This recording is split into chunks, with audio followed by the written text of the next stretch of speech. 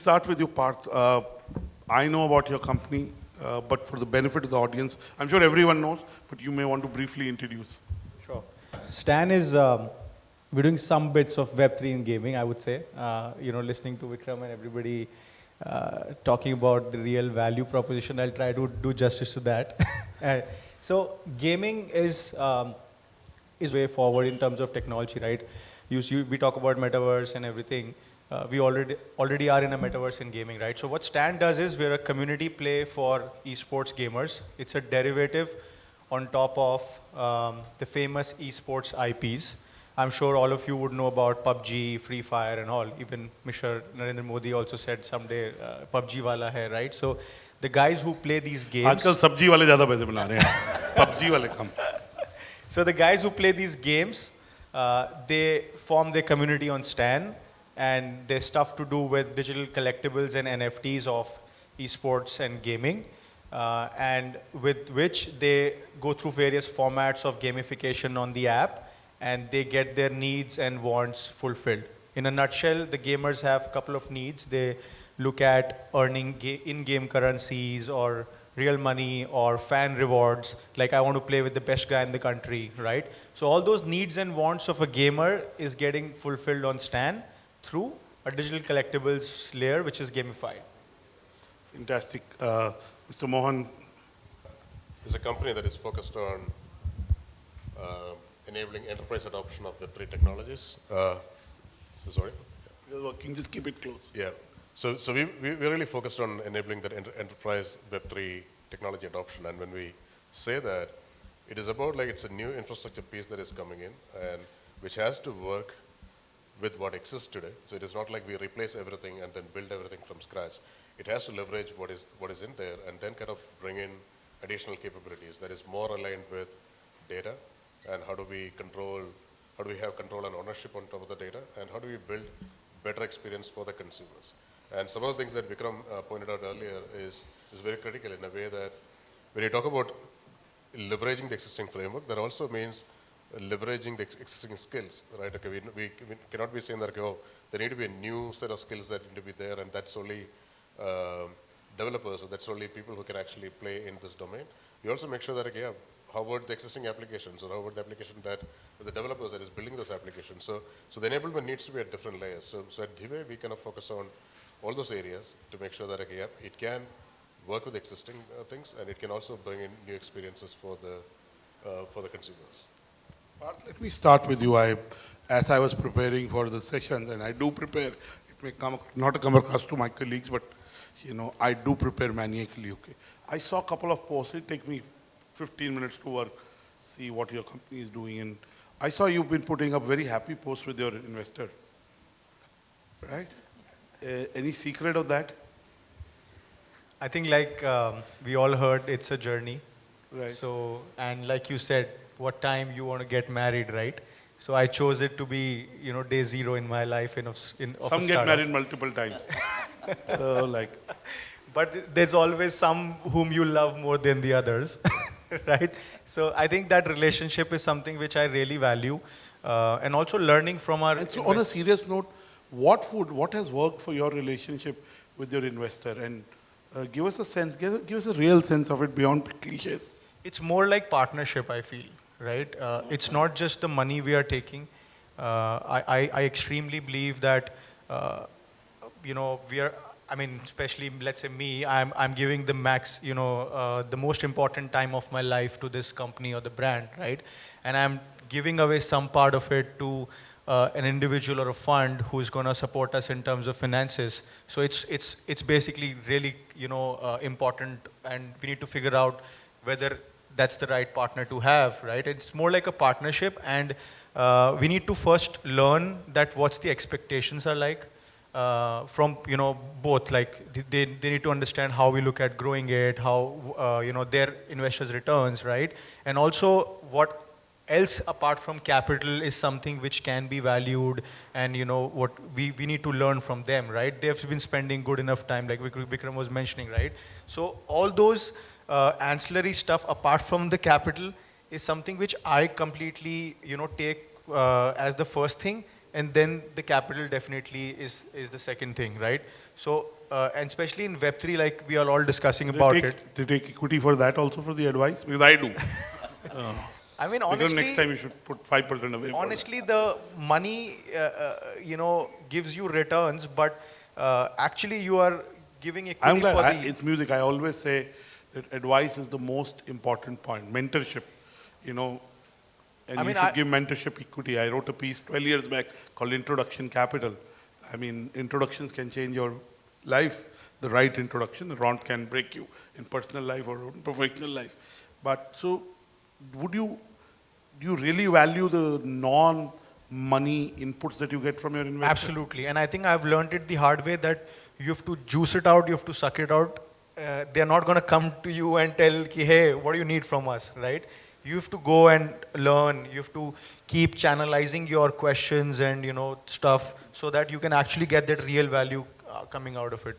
And in the last few months have been tough in terms of raising future capital. I'm not talking you or your company. We talked about the environment. Generally, yeah. What is your outlook as a founder of a company in this space, which is at the intersection of gaming and Web3, both very hot areas? Yeah, I think, like Vikram said, that right things are getting invested, right? Interesting piece is that all of us have, as founders, have started talking the real fundamental stuff about business, right?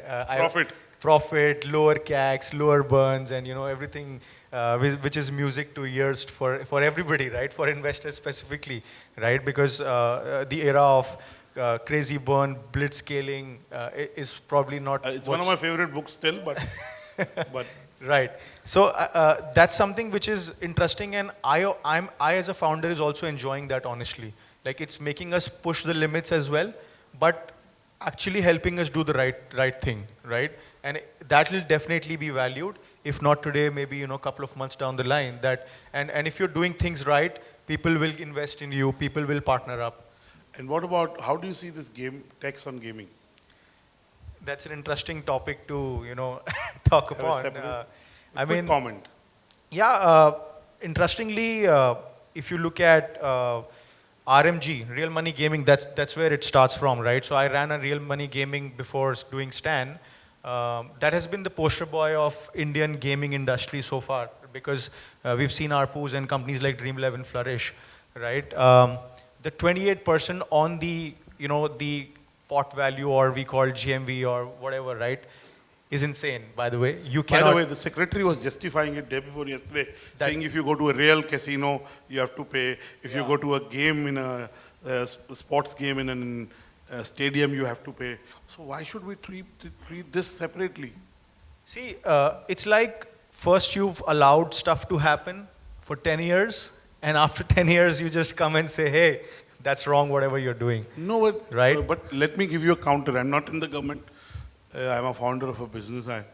But it is because maybe the first 10 years needed the government to be a little liberal on that so that the sector grew.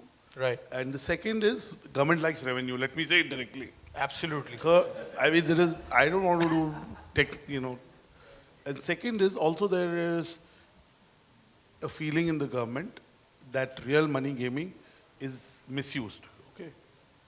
Right. It has 2-3 connotations. So what do you have to say about that? See, it's pretty irrational to say skill gaming and gambling are same. I mean, I've been in the industry for almost like 6 years now. And as an end user also, we do understand that if there's skill involved, absolutely, I'm like putting my brains into the game, I'm putting my reflexes or so on and so forth. Let's say in RMG, you don't do that. But if there is some bit of skill which is going on there, it's definitely... There's a thin line on that. Yeah, there's a thin line, I agree. But if you put end user into the center of it, you'll absolutely feel that that guy is not getting the justice, after all these announcements, right? That's my take. But obviously, there shouldn't be like a syntax to gaming, like alcohol and cigarettes. It has to flourish. We've seen the potential of the gaming industry. We have 500 million gamers in the country today. It's definitely a hotbed for founders, for investors, and we've still not unlocked the complete potential of it. And obviously, with the Web3 wave coming in, there's so much that can be added to it. So I believe a lot of support from the government is needed at this point of time. and maybe we see some tweaks in the announcements which we have recently heard. Okay, let me go to Mr. Mohan. Mr. Mohan, I'll bring Vikram again into the conversation, but just before that, how do you see the Web3 and blockchain ecosystem, and do you think that founders should be bootstrapped or they should raise large amounts of money, because it's a, it's a long haul for, especially for Web3 kind of enterprises, because its adoption will take a while. You have to be deep pocket. The tail end is of a certain value, so on and so forth. What are your views on this? I'll start by saying that things are improving. Like when we started our journey, that was like 3 years back, we had to build a lot of things using our own money, or we need to bootstrap and kind of showcase like what we are talking about, because the Web3 does come, brings a lot of different things into the ecosystem. And the most fundamental thing is like it breaks down silos. So it breaks down silos and it gives control to the users. And these are two fundamental shifts that are happening. Now, these fundamental shifts can also bring in other aspects, because when you say you have control given back to the users, control and ownership given back to the users, businesses still need to have a way to discover them and interact with them. So these are like new models that come in. But when you talk about technology, Web3 or blockchain or all pieces that kind of forms this solution, there are still gaps. There are still gaps, and that's where we kind of say that the adoption is growing slowly. In different places, those gaps are there. So as a company, when we started, we had to prove many of those things that we're talking about, like even the simple concept about reusable data, right? How do you make data reusable? How do you let a user to derive value from the data that he created or he helped create, right? So yes, initially it was all about prototypes, and even today, yes, there need to be some level of investment from the founders initially, but I'll say things will change because we see it as like different layers getting enabled throughout the Web3 journey, saying that it is the infrastructure first or the core technologies first, and then we get to the layer of applications and services, because most of the funding stories that we hear is mostly about the stack on the top, which is about applications and services, which is touching the consumers as businesses and driving value out there. But those businesses, those applications are there because the fundamental layer is already there, right? So today, most of the core Web3 technology companies or blockchain companies are really focused on this foundation layers, so that when the story moves to the application layer, things becomes easier for the new founders to get support. And Satish, let me ask you this, because I know what Parth's view, and I'll get Vikram. A lot of founders in the Web3 blockchain ecosystem are very young. They have no experience of governance. They've never ran a company. They have no credible track record. And they're dealing with lots of money. Right. Okay? And they're human, they're not. So what do you have to say to that? And I'll get Vikram's comment.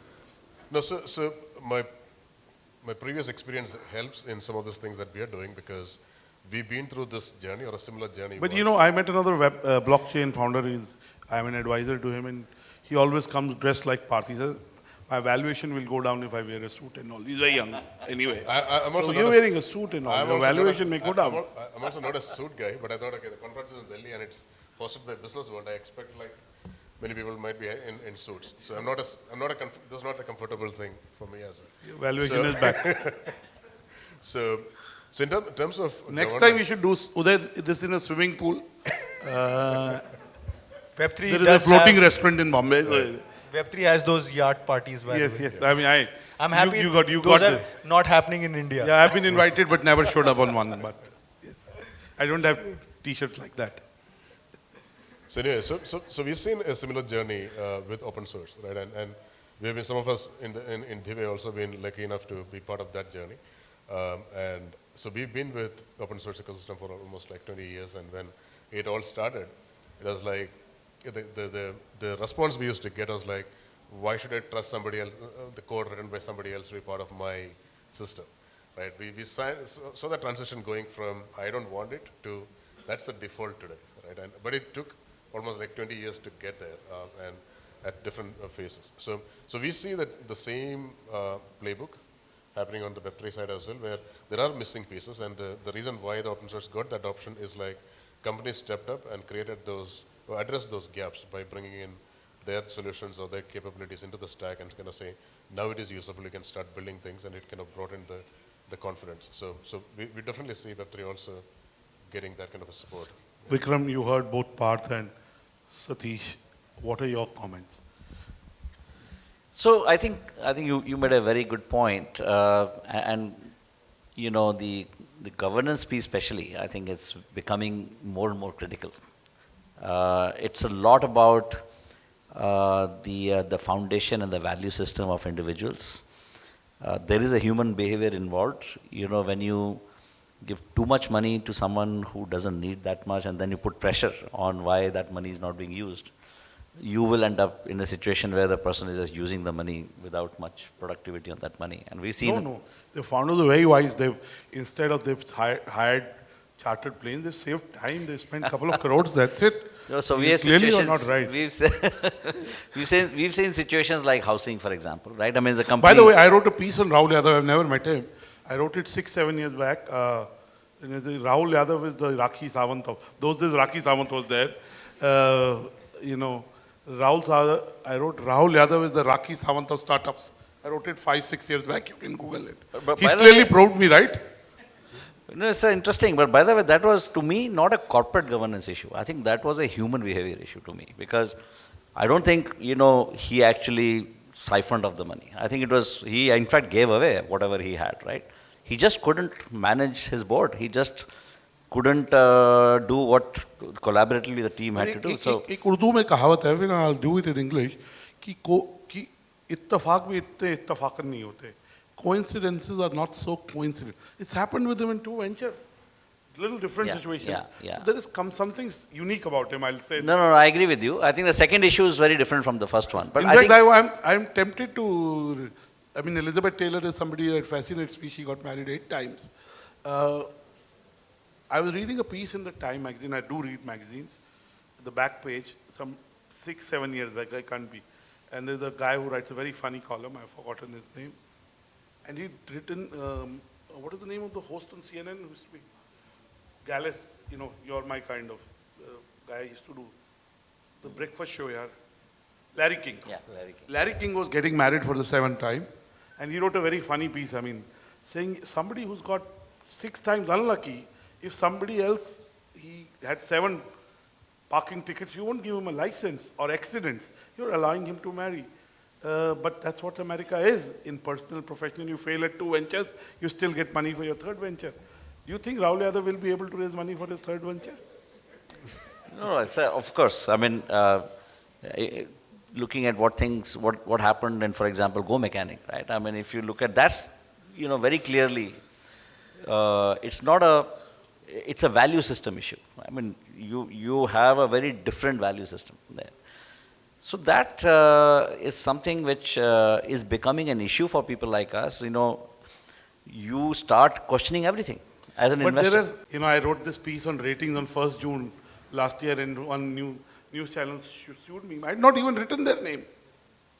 How can they say that I've not written them? They think they're too famous. I think the broader issue of corporate governance is actually a very important issue, and I think and it's becoming more and more important. So I think that therefore, people like, as you mentioned, the relationship with your investor, requires a lot of transparency and trust. So what happens is that... And forgiving the founders for genuine mistakes. Not for cheating, but for genuine mistakes. Because they're also building something for the first time. Some mistakes will happen. That's the nature of it. And that's, if you're transparent, if you made a mistake, be upfront about it, they made a mistake, right? I mean, many times people just to avoid, sharing that one mistake, you make another mistake and it spirals into something else. So it's best to be transparent and be honest about what's happening. Before Uday shows me a placard to move off the stage, though I'm his boss, but let me ask you last question. Uday, I'm your boss. Publicly, I'm telling everyone. Sarbinder knows why I'm saying that, but he's unmarried anyway. He doesn't have a boss. When it comes to funding Web3 startups, what are you likely to see in the future? No, we are very excited to be investing in the space. We are looking for the right people. So for us, it's all about investing in people. Always. So if you have a vision, if you are doing the right things for the right reason, we will invest in you. And we are investing anywhere between 1 crore to 50 crores as a first check. And we'll follow that up with another 100 crores. So that's what we're doing right now. Fantastic, Vikram. You have a good track record, good exits, and I'm sure the best is yet to come. Parth, Yeah, I any think. advice to investors? Oh. No, I think I am into Web3 and gaming because I believe this is what can take Web3 to masses. And like if it goes to masses, it's proven its potential, right? And I start from that value proposition explanation. I'm more Web 2.5 and then turned Web 3, right? Because the fundamentals of business are still Web 2, Web 2.5, right?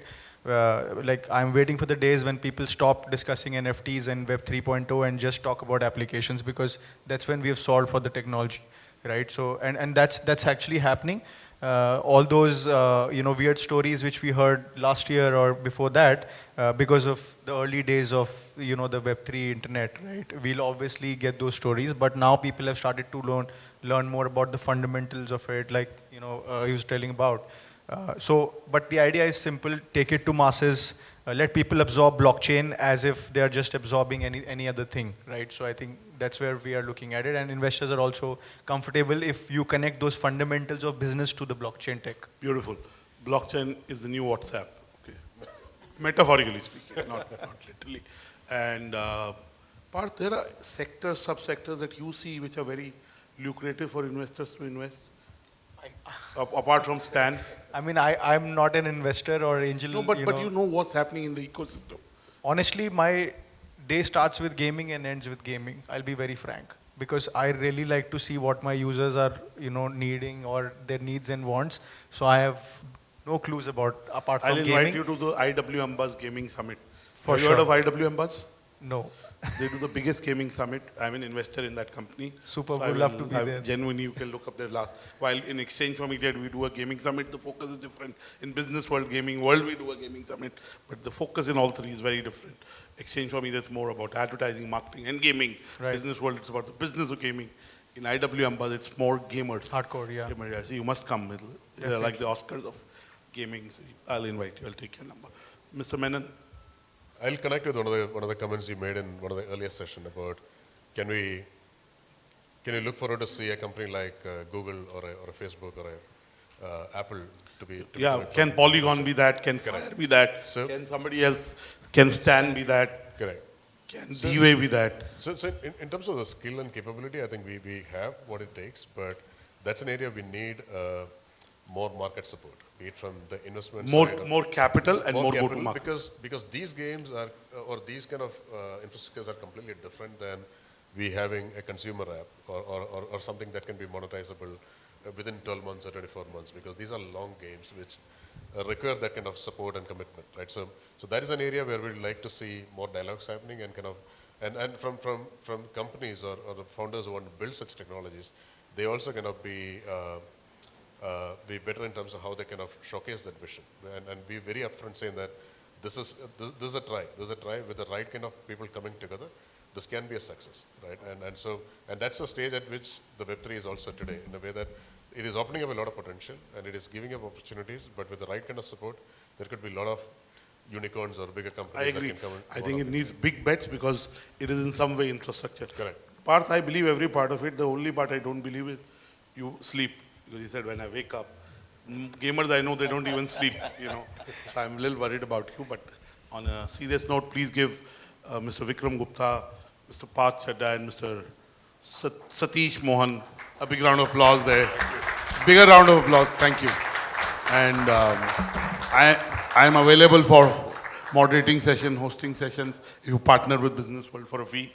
So I just want to plug that. And I want to say that founders need three things. They need a talent, team. They need capital, and they need customers. This is broadly three. But I think the layer of mentorship is very important because it can get you right introduction from whom you can get the right advice. You can get domain-specific inputs from a domain-specific mentor.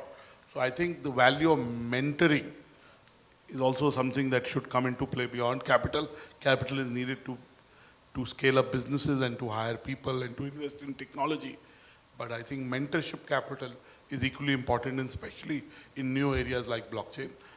So wish you luck in building global companies which are founded by Indians, funded by Indians, and hopefully impacting Indian businesses. Hopefully the Web3 conference will be much bigger, better, not that it hasn't been good in the first inaugural year. So Uday, kudos for putting this up, and kudos to the Business World team. It's a good conference. Please give Uday a big round of applause. And tomorrow we meet here. We have the inaugural edition of the Web3 Awards. We'll see you in the evening. Throughout the day we have a full agenda, and I'm sure it will be of some value both in terms of knowledge, insights, and in making meaningful connections with the speakers and the stakeholders. Thank you.